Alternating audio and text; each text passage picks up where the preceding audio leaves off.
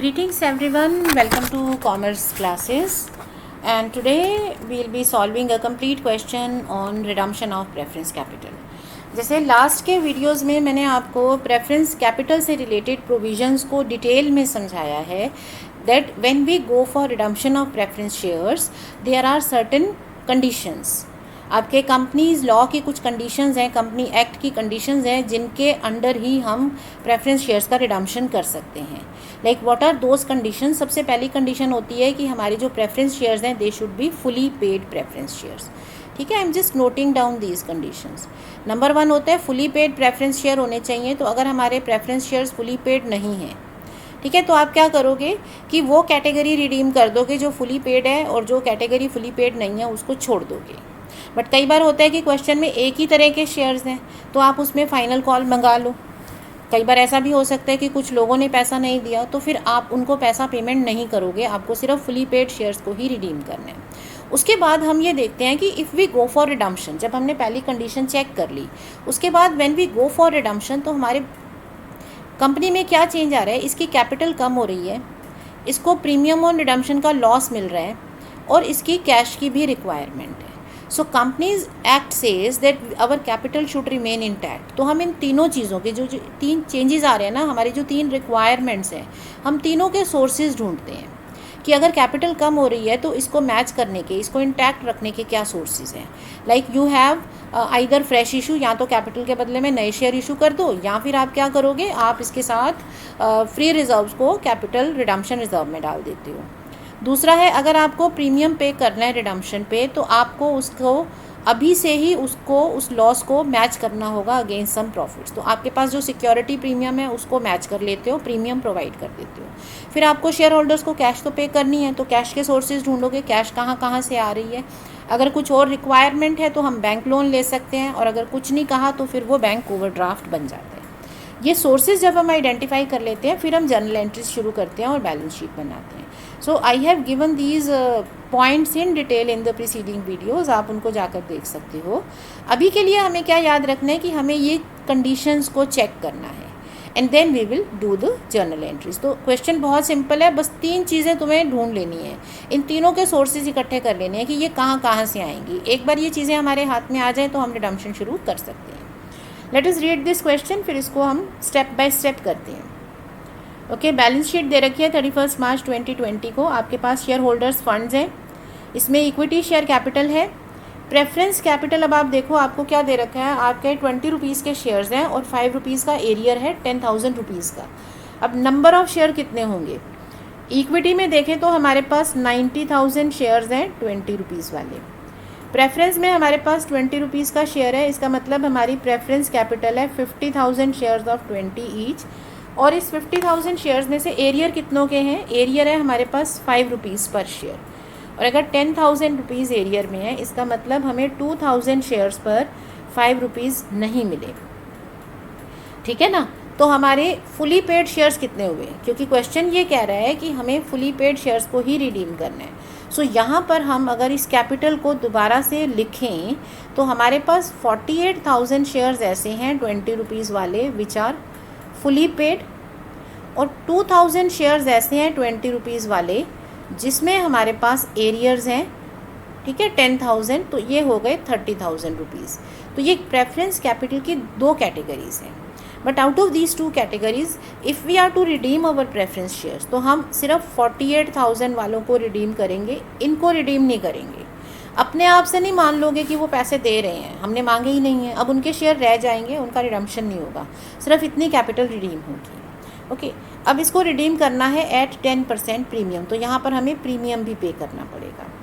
अब इस पर्पज़ के लिए हमने इन्वेस्टमेंट की सेल कर दी 5,50,000 पर. अगर आप इन्वेस्टमेंट को 5,50,000 पर सेल कर रहे हो तो आपको इन्वेस्टमेंट है 6 लाख की, तो आपको यहाँ पर लॉस हो गया 50,000 का. तो जो भी लॉसेस होते हैं वो हमें अभी के अभी प्रोवाइड करने हैं. तो ये सरप्लस में से 50,000 का लॉस कम कर देंगे क्योंकि ये लॉस है. बट अगर यहीं प्रॉफिट होता तो प्रॉफिट को हम कैपिटल प्रॉफिट की तरह अलग लिखते हैं. सो ये थोड़े कॉन्सेप्ट्स आपको क्लियर होने चाहिए. लॉसेस को अभी के अभी एडजस्ट करना है, ये हमारा कन्वेंशन ऑफ कंजर्वेटिज्म कहती है. कोई लॉस होगा तो अभी उसको एडजस्ट कर लो, लेकिन अगर कोई प्रॉफिट आ रहा है तो उसका नेचर ढूंढो, इस प्रॉफिट का नेचर कैपिटल नेचर है या रेवेन्यू है, तो इन्वेस्टमेंट फिक्स्ड एसेट्स की सेल्स तो कैपिटल प्रॉफिट देती हैं। अगर प्रॉफिट होता तो कैपिटल प्रॉफिट लिख के अलग लिख देते, लॉस है तो यहाँ लॉस अभी एडजस्ट करना पड़ेगा। अब आप फ्रेश इशू कर रहे हैं 10,000 शेयर्स का, 20 रुपीज़ वाला शेयर है 24 पे, मतलब आपको 4 रुपीज़ प्रीमियम भी मिलेगा। तो आपको जो 24 रुपीज़ मिल रहे हैं इसमें 20 कैपिटल का है और 4 रुपीज़ प्रीमियम का है, तो आपकी प्रोसीड्स होंगी 20 रुपीज़। वैसे पूरा पैसा 24 रुपीज़ है, बट कैपिटल की प्रोसीड्स 20 है बिकॉज प्रीमियम अलग लिखे जाते हैं। These shares are fully subscribe for and fully paid, ये सारे शेयर सब्सक्राइब भी हो गए, पे भी हो गए। अब balance of reserve and securities premium is to be use for the purpose of redemption.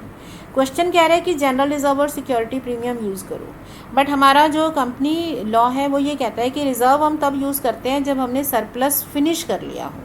तो टेक्निकली हम जनरल रिजर्व सरप्लस सब कुछ यूज़ करेंगे रिडम्पशन के लिए। सो आपको रिडम्पशन करना है और जर्नल एंट्रीज करनी है। ओके, तो अब ये क्वेश्चन हमने पढ़ भी लिया and we have noted down here. जैसे यहाँ पर हम 10,000 शेयर्स और इशू कर रहे हैं of 20 rupees at 4 rupees premium, ये सारी चीज़ें हमने नोट कर ली। तो अब हमारा पहला काम क्या हो जाता है, वर्किंग नोट बनाना। वर्किंग नोट में सब कुछ लिखने की ज़रूरत नहीं होती है। जैसे वर्किंग नोट में पहली हमें कंडीशन चेक करनी है फुली पेड शेयर्स, सो ये आपने सेपरेट कर लिया। If you want you can give a note number 1 that since there are some arrears on 2,000 shares, so our preference capital is now redrafted as 48,000 shares of 20 each and 2,000 shares of 20 each partly paid. So we will go for redemption of 48,000 shares of 20 each. So these shares will be redeemed. ठीक है ना। अब ये share आपको अगर redeem करने हैं, यहाँ पर हमें सिर्फ फुली पेड शेयर्स रिडीम करने हैं, तो ये पॉइंट आप लिख भी सकते हो, एज इट इज़ लिख दो, जो समझ रहे हो वही लिखना है, इसमें कुछ रॉकेट साइंस नहीं है। उसके बाद हमारे नोट्स बनेंगे, हमें सोर्सेज प्रोवाइड करने हैं। तो सोर्सेज में क्या होता है, हमें 3 चीज़ों के सोर्स ढूंढने होते हैं। प्रीमियम ऑन रिडेम्पशन, तो प्रीमियम ऑन रिडेम्पशन है 10%, ठीक है। तो कैपिटल कितनी रिडीम हो रही है, कैपिटल रिडीम हो रही है 9,60,000 की, तो प्रीमियम हो जाएगा 96,000। Okay, capital redeemed, preference capital जो हमारी रिडीम हो रही है वो है 9,60,000। ये पॉइंट बहुत क्लियर होना चाहिए, कई बार बच्चे गलती कर जाते हैं। सारी कैपिटल रिडीम नहीं हो सकती, सिर्फ फुली पेड शेयर्स रिडीम होंगे, और खुद से कोई असम्पशन नहीं लेनी है। जो पे नहीं कर पाया, जिसका एरियर है उसको छोड़ दो, ठीक है। अब हमारे पास कैश की रिक्वायरमेंट भी है, कितनी हो जाएगी, 9,60,000 कैपिटल पे करनी है, 96,000 आपको प्रीमियम पे करना है, सो 10,56,000 पे करना है। ये तीनों के सोर्सेज हमें ढूंढने हैं। इसको वर्किंग नोट नंबर 1, 2 और 3 दे सकते हो, और अगर आपने फुली पेड शेयर्स के लिए भी नोट लिखा है ना, एक्सप्लेन तो करोगे ही ना, तो उसको नंबर 1 दे दोगे, ये 2, 3, 4 हो जाएंगे। अब ये सोर्सेज ढूंढो। प्रीमियम का सोर्स सबसे पहले हम लिखते हैं, तो प्रीमियम के सोर्सेज में सबसे पहले आता है सिक्योरिटी प्रीमियम। अब सिक्योरिटी प्रीमियम में हमारे पास बैलेंस दे रखा है 80,000 का, ठीक है ना, ये बैलेंस है 80, प्लस हमें फ्रेश इशू पे भी प्रीमियम मिलता है। तो फ्रेश इशू पे हमारा कितना प्रीमियम है, 10,000 शेयर्स पे 4 रुपीज़ मिल रहे हैं, सो 40,000, इसका मतलब हमारे पास टोटल हो गया 1,20,000।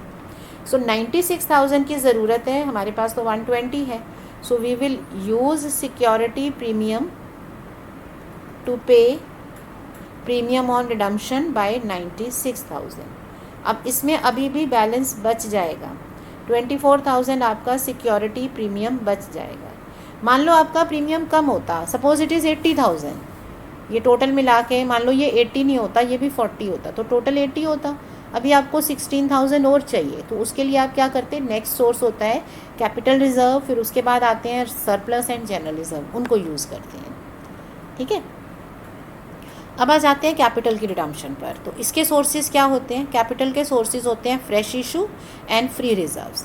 बिकॉज हमें फ्रेश इशू की इन्फॉर्मेशन गिवन है, आपने ये शेयर्स इशू किए हैं, ठीक है, तो आप फ्रेश इशू लिख दो। फ्रेश इशू की प्रोसीड्स कितनी होंगी, 10,000 शेयर्स, और पर शेयर हमें 20 रुपीज़ मिल रहा है अगेंस्ट कैपिटल। यहाँ कई बार बच्चे मिस्टेक करते हैं, बच्चे टोटल अमाउंट लिख लेते हैं। It is not cash received. Proceed का मतलब होता है कैपिटल के बदले में कितना पैसा मिला। पैसा तुम्हें 24 मिल रहा है, बट 24 में 4 प्रीमियम है, वो कैपिटल नहीं है, कैपिटल के बदले में सिर्फ 20 रुपीज़ मिल रहे हैं। सो ये आपकी प्रोसीड्स हो गई। दूसरा सोर्स हमारा क्या हो जाएगा, फिर हमें फ्री रिज़र्व यूज़ करने पड़ेंगे टू दी एक्सटेंट ऑफ, क्योंकि टोटल 960 बनाना था तो हमें कमी कितनी पड़ रही है 760 की, तो इतने के हमें फ्री रिज़र्व्स चाहिए। तो अब ढूंढो कौन से रिज़र्व्स हैं आपके पास। है सरप्लस और जनरल रिज़र्व, तो आप पहले सरप्लस यूज़ करते हो, तो सरप्लस हमारे पास है 4,50,000, क्योंकि 5 में से 50 का लॉस हो चुका है, और बाकी का हम जनरल रिज़र्व यूज़ करेंगे। तो कितना चाहिए, हर स्टेप जो है ना, हर कदम फूक फूक के रखना होता है। आपके कंपनी अकाउंट्स ऐसा नहीं है कि हम रट्टे मार के सीधे चीज़ें लिखेंगे, ये मैं बार बार कह रही हूँ, हर स्टेप हमें समझ के लिखना है। हमारी रिक्वायरमेंट है 760, पहला सोर्स हमारा 450 यूज़ कर लिया। अब जनरल रिज़र्व के लिए हमें कितना और चाहिए, 3,10,000 और चाहिए। 760 में से 450 तो सरप्लस से मिल गया, तो 3,10,000 ही तो और चाहिए। तो ये नहीं है कि हमारे पास जितना रिज़र्व है सब डाल दोगे, उसकी ज़रूरत नहीं है। इसके बाद हम लिख देंगे जनरल रिज़र्व में हमारा बैलेंस जो है वो बच गया 90,000 का, ठीक है, ये बैलेंस बच गया। अब इसके बाद आ जाओ कैश रिक्वायरमेंट पर। तो कैश रिक्वायरमेंट में कई बार स्टूडेंट्स कह सकते हैं कि हम इसकी सोर्सेज क्यों ढूंढें, हमें तो कहा नहीं है कि हमें यहाँ पे कोई लोन लेना है, तो हम क्यों ढूंढें, है ना, that is right. But the problem is कि जब आप बैलेंस शीट बनाओगे तो आपको कैश का बैलेंस चाहिए, तो आप यहीं पे इसको लिख लो ना। फिर इसके सोर्सेज क्या हैं, हमारे पास बैलेंस है 3,60,000, उसके बाद हमें फ्रेश इशू पे कितना पैसा मिल गया 2,40,000, यहाँ हम कैश बना रहे हैं, कैश अकाउंट लिखेंगे, ठीक है, कैश लिखेंगे। उसके बाद आपने इन्वेस्टमेंट की सेल भी कर दी थी 5,50,000, तो ये डिफरेंट जगह से हमें पैसे मिल गए हैं। So we have enough money, देखो पैसा काफ़ी है आपके पास, तो आपके पास बैलेंस बच जाएगा कितना 94,000 का। अभी भी 11,50,000 टोटल कैश अवेलेबल है, इसमें से अगर हम अपने शेयर होल्डर्स को पे भी कर दें तो हमारे पास पैसा बचेगा, ठीक है। सो ये हमने क्या कर लिया, what we have done is, हमने सारे नोट्स बना लिए, हमने सारे सोर्सेज आइडेंटिफाई कर लिए, ठीक है। अब हमें क्या करना है, अब हम इसकी जर्नल एंट्रीज शुरू करते हैं। अब जर्नल एंट्रीज करने का बहुत सिंपल प्रोसीजर है, क्योंकि इसमें बड़ी सारी चीज़ें आ जाती हैं। सो आप क्या कर सकते हो, या तो जो आपने स्टेप्स लिए, जो ये वर्किंग नोट्स बनाए हैं, जो ये प्रोविजंस देखे हैं, इनके अकॉर्डिंगली आप एंट्री करना शुरू कर दो, ठीक है। या फिर आप अपना क्वेश्चन पढ़ते जाओ और एंट्री करते जाओ। जैसे क्वेश्चन में सबसे पहली चीज़ क्या कही है, प्रेफरेंस शेयर्स को रिडीम करो, तो आप रिडम्पशन की एंट्री कर दो। लेकिन आप पेमेंट नहीं कर सकते हो अभी, क्योंकि पैसा कहाँ है, पैसा तो शुरू में नहीं आया ना, वो तो बाद के स्टेप्स में आ रहा है। उसके बाद आप इन्वेस्टमेंट बेचो, इन्वेस्टमेंट की एंट्री करो, सेल की, फिर फ्रेश इशू की एंट्री करो, फिर आप CRR की एंट्री करो, क्योंकि ये कह रहे हैं कि जनरल रिजर्व सिक्योरिटी प्रीमियम सबको यूज़ करना है। CRR की एंट्री करो, प्रीमियम प्रोवाइड करो, और फिर पेमेंट कर दो, है ना। तो ये स्टेप बाय स्टेप, या तो आप यहाँ से क्वेश्चन को पढ़ के एंट्रीज करते रहो। इसमें एक कॉमन मिस्टेक होती है, बच्चे ना CRR की एंट्री करना भूल जाते हैं, क्योंकि वो लिखा नहीं होता कि इसको CRR में ट्रांसफ़र करना है। और कई बार स्टूडेंट्स कौन सी चीज़ भूलते हैं, प्रीमियम ऑन रिडम्पशन को प्रोवाइड करना, क्योंकि वो यहाँ नहीं लिखेंगे, वो हमें एज अ रूल याद रखना है कि कंपनी एक्ट हमें ये कहता है। तो इसलिए आप अगर यहाँ से एंट्रीज कर रहे हो तो जो भी पिटफॉल्स हैं वो याद रखो कि हमने कोई एंट्री मिस ना की हो, या फिर आप अपना जो वर्किंग नोट बनाए हैं वहाँ से शुरू हो जाओ। पहला नोट था, आपने कैपिटल सेपरेट की थी, अब उसमें कोई ट्रांजैक्शन नहीं थी, तो उसकी कोई एंट्री नहीं होगी, ठीक है। उसके नेक्स्ट हमने क्या किया, प्रीमियम प्रोवाइड किया। अब प्रीमियम के लिए आपने available balance plus fresh issue का प्रीमियम लिया, लेकिन ये प्रीमियम तो तब आएगा ना जब फ्रेश इशू होगा, तो आप पहले फिर कैपिटल की एंट्री कर दो, ठीक है। कैपिटल में एक आप एंट्री कर रहे हो फ्रेश इशू की, bank account debit to share application and allotment account. So आपको 10,000 shares at the rate of 24, 2,40,000 आपका पैसा आ गया। अब इस पैसे को आप कैपिटल में डाल दो। This is something that you have done, आप अपने 12th में ये काफ़ी हद तक करके आए हो।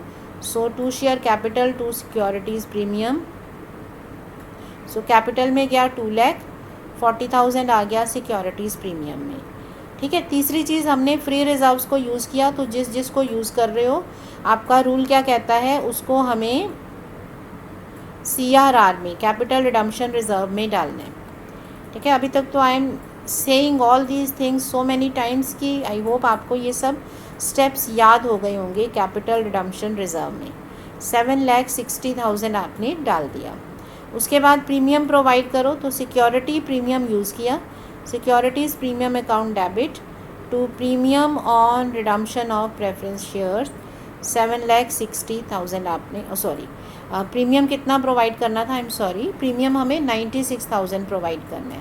ठीक है, तो हम प्रीमियम की एंट्री करेंगे 96,000 से, प्रीमियम प्रोवाइड कर दिया। उसके बाद कैश के सोर्सेज देखो, तो कैश में क्या था, बैलेंस की कोई एंट्री नहीं होती, फ्रेश इशू ऑलरेडी एंटर हो गया। इन्वेस्टमेंट की सेल की एंट्री कर दो, so bank account debit 5,50,000। Loss आपने एडजस्ट किया सरप्लस अकाउंट में, so surplus account debit 50,000 to investment account 6 lakh. ठीक है, ये हो गया। उसके बाद हमें क्या करना है, फाइनली हमें प्रेफरेंस शेयर्स की रिडम्पशन कर देनी है। सो हमारी एंट्री हो जाएगी preference share capital account debit. कितना था हमारी कैपिटल रिडीम होनी थी 9,60,000। Don't make a mistake of picking up amount from here, क्योंकि हमें एक कंडीशन याद रखनी है, उसके अकॉर्डिंगली हमने एडजस्टमेंट कर ली है। So premium on redemption of preference shares account debit 96,000 to preference share holders account. ठीक है, ये आ गया आपका 10,56,000 और अब इनको पे भी कर दो। So preference share holders account debit to bank account 10,56,000, ये पे कर दिया। ठीक है, ये हो गई हमारी entries according to the question. समझने में बहुत टाइम लगता है, but once you practice these questions, आप थोड़े से क्वेश्चन प्रैक्टिस कर लोगे तो आप फटाफट करने लगोगे। अब इसके बाद हमें क्या कहा जा रहा है, एंट्रीज़ के साथ बैलेंस शीट बनाओ। तो अब बैलेंस शीट कैसे बनती है, इसके लिए हम अपना फॉर्मेट अपने पास रेडी रखते हैं। 1 अप्रैल को बनेगी। ठीक है, फॉर्मेट रेडी करके बाकी नोट्स बनाते हैं। तो अब हमारे पास फॉर्मेट में क्या क्या है, नंबर 1 है हमारा इक्विटी एंड लाइबिलिटीज़। इसमें हमें नंबर 1 लिखना होता है share holders funds which includes share capital and reserve and surplus. देखो क्वेश्चन में हो सकता है हमें सब कुछ यहाँ दे दिया हो, लेकिन हमारे कंपनी लॉ ये कहता है, कंपनी एक्ट में ये लिखा है कि हमें एक यहाँ पर कॉम्प्रिहेंसिव अमाउंट लिखना है। तो सारी जो वर्किंग है वो हमें नोट्स में दिखानी है। ठीक है, उसके बाद नेक्स्ट आपके पास क्या है, करेंट लाइबिलिटीज़। क्योंकि करंट लाइबिलिटीज़ में इस क्वेश्चन में कोई चेंज ही नहीं आया तो हम एज इट इज़ रख देंगे। सेकंड कंपोनेंट इसका होता है एसेट्स। ठीक है, एसेट्स में नंबर 1 है non current assets which includes fixed assets, plant property and equipment and investment. Plant property में कोई चेंज नहीं था, उसको एज इट इज़ लिख दो। इक्विपमेंट वगैरह सब सेम थे। इन्वेस्टमेंट में सेल हुई है, हमें पता है सेल हुई है, हम उसमें सीधे नील अमाउंट भी कर सकते हैं या इसको नोट के थ्रू एक्सप्लेन भी कर सकते हैं। नेक्स्ट है हमारा current assets which includes inventory, accounts receivable and cash equivalents. ठीक है, तो इन्वेंट्री में कोई चेंज नहीं था, एज इट इज़ लिख दो। Accounts receivable as it is. Cash में चेंज आया था और हमें पता है हमारा कैश का बैलेंस है 94,000, वो हम अभी लिख देते हैं, बट इसका एक नोट बन जाएगा नंबर 3। अब नोट्स ऑफ बैलेंस शीट में किस तरह से हम करेंगे, नंबर 1 है हमारे पास शेयर कैपिटल। तो शेयर कैपिटल में आपके पास है इक्विटी कैपिटल, तो आपके पास पहले कैपिटल थी 90,000 इंटू 20 18 लाख।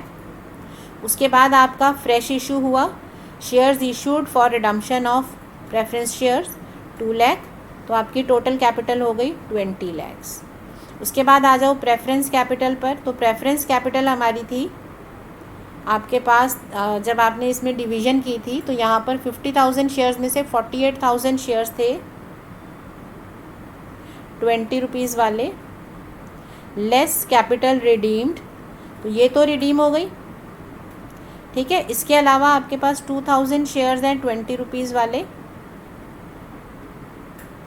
और जिसमें आपके पास एरियर्स हैं 10,000 रुपीज़ के eight the rate of 5 rupees, तो ये कैपिटल हो गई 30,000। टोटल हो गया 20,30,000, तो यहाँ पर हम लिख देंगे 20,30,000।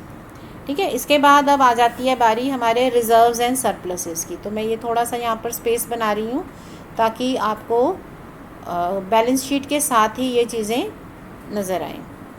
सो यहाँ इसे रब कर देते हैं। ये जर्नल एंट्रीज क्लियर हो चुकी हैं आपको, है ना। ये स्पेस हम वर्किंग नोट के लिए ले लेते हैं। अब हमारे पास आ गया, नेक्स्ट है नोट्स टू बैलेंस शीट में सेकंड नोट क्या है, रिज़र्व एंड सरप्लस। तो हमारे पास है general reserve, surplus, security premium and capital redemption reserve. ये इकट्ठे भी कर सकते हो, ठीक है। बैलेंसेस गिवन है 4 लाख, 5 लाख, 80,000 एंड CRR में कुछ नहीं है। अब पहले आप एडिशंस कर लो इसमें।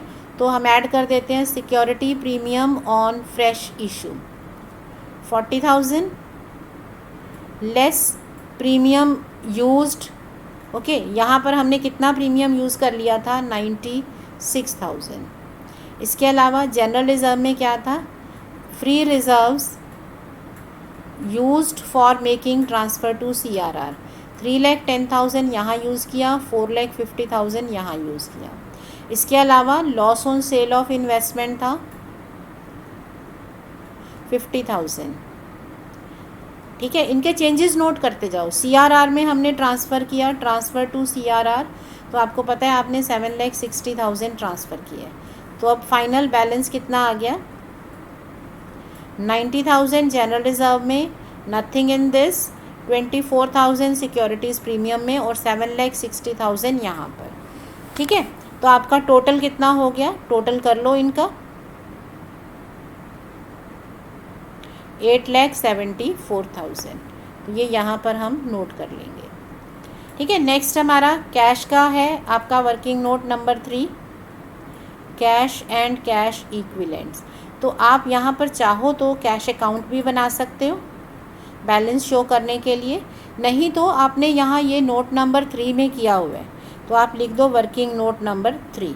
यहाँ से आपने बैलेंस पिक कर लिया, क्योंकि ये क्वेश्चंस थोड़े से लेंदी होते हैं, so don't waste too much of time. जहाँ आपने वर्किंग नोट बना रखा है उससे रेफ़र कर सकते हो। एग्ज़ाम्स में हम इतना कर लेते हैं, थोड़ी स्पेस छोड़ देते हैं, टाइम हो तो बना दो, नहीं तो वहीं से रेफ़र कर लो, ठीक है। अब आप चेक कर लो कि आपकी बैलेंस शीट मैच कर रही है या नहीं कर रही है।